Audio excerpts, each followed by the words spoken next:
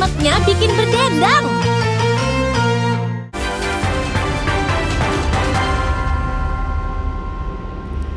Saudara, Anda kembali menyaksikan Breaking News Kompas TV soal berita mundurnya Ketua OJK dan juga 2 pejabat lainnya dari OJK. Dan untuk mengetahui lebih lengkap dari persepsi pasar, saudara, langsung saja kita berbincang dengan 2 narasumber yang sudah tersambung via saluran Zoom.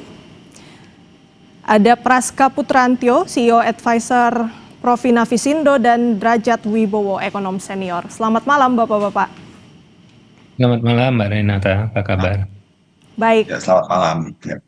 Baik, terima kasih Bapak sudah berkenan bergabung di Breaking News Kompas TV. Kita membahas mengenai mundurnya Ketua OJK bersama dengan 2 pejabat lainnya.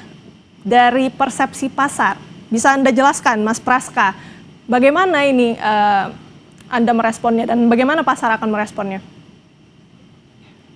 Ya baik, dari pandangan saya tentu saja market di sini akan menimbulkan tanda tanya besar lagi ya, yang dimana ini akan memulai perdagangan di awal Februari, di mana kan sebenarnya pasar sudah sempat mengalami recovery ya di perdagangan hari kemarin. Hari ini bursa sempat comeback ya dari kemarin pelemahan, sempat hampir menyentuh minus 10% perdagangan hari kemarin, dan hari ini justru plus ya ditopang oleh saham-saham perbankan. Namun dengan adanya berita ini tentu saja menimbulkan kekhawatiran lagi apa yang akan diambil untuk tindakan dalam hal penyelesaian masalah bisa dikatakan. Halo? Ya, kami akan coba kembali sambungkan jaringan bersama dengan masukan dari MSCI ini ya, yang mana itu mengalami volatilitas yang cukup. Kenapa? Karena kalau kita lihat di sini memang potensi dari pasar itu cukup besar ya, mengalami volatilitasnya di tengah ketidakpastian dari mundurnya para petinggi dari Bursa Efek maupun OJK tersebut. Kira-kira seperti itu. Lebih spesifik mungkin Mas Praska, ini kan hari Sabtu dan Minggu, Senin pasar akan kembali dibuka. Sentimen, seberapa buruk sentimen ini akan mempengaruhi pasar, Mas Praska? Ya, bagi saya di sini tentu saja sentimennya tekanannya bakal cukup besar ya. Bisa diperkirakan meskipun bursa sudah menetapkan adanya rencana untuk menaikkan free float minimum 15% untuk emiten existing maupun IPO baru ya, bahkan akan mengancam delisting untuk saham-saham yang free float di bawah 15%.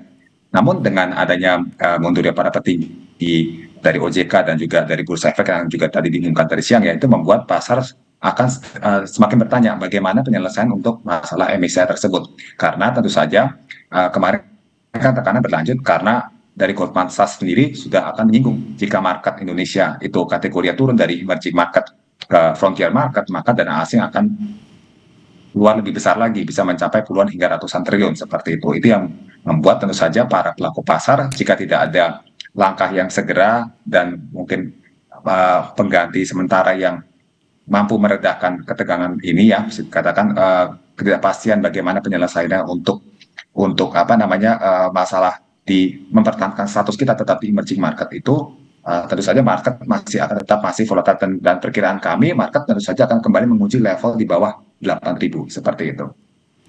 Pasar butuh jawaban segera. Pak Drajat, mungkin Anda bisa memberikan pandangan Anda terkait hal ini, bagaimana pemerintah harus segera meresponsnya supaya Senin depan tidak begitu buruk dampaknya pada IHSG, Pak? Ya, yang pertama memang pengunduran diri itu sesuatu yang menurut saya menunjukkan tanggung jawab moral ya, dan kita kan belum ada budaya seperti itu. Saya rasa itu budaya yang perlu kita apresiasi ya. Yang kedua, Mas Praska dan teman-teman di pasar, saya bisa menyampaikan bahwa pada saat kita berbicara ini, itu telepon di antara para pemimpin di negara ini, terutama yang terkait dengan bidang ekonomi dan keuangan, itu banyak yang saling berdering karena memang mereka bertindak segera untuk menyelesaikan ya, untuk menemukan calon yang akan segera diusulkan. Mudah-mudahan bisa ketemu calon yang paling tepat sesuai dengan kompetensinya dan juga tentu kredibel. Ya, jadi integritas, kemudian kredibilitas dan akseptabilitas. Jadi tidak perlu terlalu khawatir pada saat weekend di pemerintahan presiden, kita tahu weekend juga sering rapat. Jadi saat sekarang kita bicara ini itu telepon saling berdering ya. Dan saya bisa mengatakan ini karena telepon saya juga termasuk yang berdering. Baik, Pak Derajat, yang kami tangkap meskipun memang tentu ya pengunduran ini patut diapresiasi, namun ini suatu keputusan yang bisa dikatakan mengagetkan begitu ya, tiba-tiba sekali. Kalau di Rut BEI ini mengatakan langsung kepada publik begitu ya, diwawancarai wartawan begitu. Namun untuk Ketua OJK dan 2 pejabat lainnya ini bisa dikatakan cukup mengagetkan karena ini datang pada malam hari begitu ya, di sore hingga malam hari begitu, yang kesannya mungkin ini ya bisa dikatakan mengejutkan begitu. Nah, bagaimana Pak Derajat ini bisa menjelaskan kepada kami begitu ya, dampaknya kira-kira seperti apa dan bagaimana pemerintah ini harus segera melakukan penggantian, Pak? Karena ini Senin juga pasar akan dibuka. Seperti apa pergantian yang darurat ini bisa dilakukan segera supaya tidak semakin turun begitu parah IHSG kita, Pak? Ya, kalau proses yang mengejutkan tidak etis buat saya bercerita. Mungkin satu saat nanti baru cerita ya. Yang penting yang ini sudah terjadi, pengunduran diri sudah terjadi, dan sekarang proses untuk mencari pengganti sedang dijalankan. Saya rasa kalau seandainya nanti sudah ditemukan calon yang tepat, kemudian sudah disepakati bersama, itu pengajuan dari istana ke DPR itu bisa dilakukan dengan cepat, kemudian juga proses fit and proper di Senayan dan di Komisi 11 saya rasa bisa dilakukan dengan cepat ya. Bahkan mungkin bisa saja ini berandai-andai ya, bisa saja Senin pagi itu sudah dibacakan surpresnya dan sudah diproses, bisa saja ya, bisa saja ya, kita lihat saja karena sekarang semua sedang berproses kan, baru beberapa jam. Saya tidak bisa spill apapun juga sementara ini, tapi yang bisa saya sampaikan adalah tidak usah terlalu khawatir, proses untuk penggantian itu sedang dilakukan dan kita memang yang kita bangun adalah sistem institusi, bukan berbasis orang. Jadi pemerintah juga sangat menyadari betapa krusialnya OJK, BI itu sangat krusial sekali, sehingga semuanya akan dilakukan dengan cepat dan insya Allah dengan secara tepat. Baik, tidak perlu panik karena menurut Pak Derajat ini prosesnya masih berlangsung begitu ya, sudah berlangsung, sehingga diharapkan Senin nanti tidak begitu parah dampaknya, tidak menjadi sentimen yang begitu negatif untuk perdagangan di hari Senin nanti. Terima kasih banyak. Ya, tapi memang Mbak Renata, memang pasar kita memang perlu perbaikan yang fundamental. Kita saya sudah agak lama sebenarnya, walaupun nggak saya nyatakan di publik, tapi memang merasa ada beberapa hal di dalam proses pricingnya, di dalam proses dinamika harga dan sebagainya, itu ada beberapa hal yang memang kita masih jauh dari praktek di negara maju. Nah, ini kesempatan buat kita untuk melakukan bersih-bersih lah ya.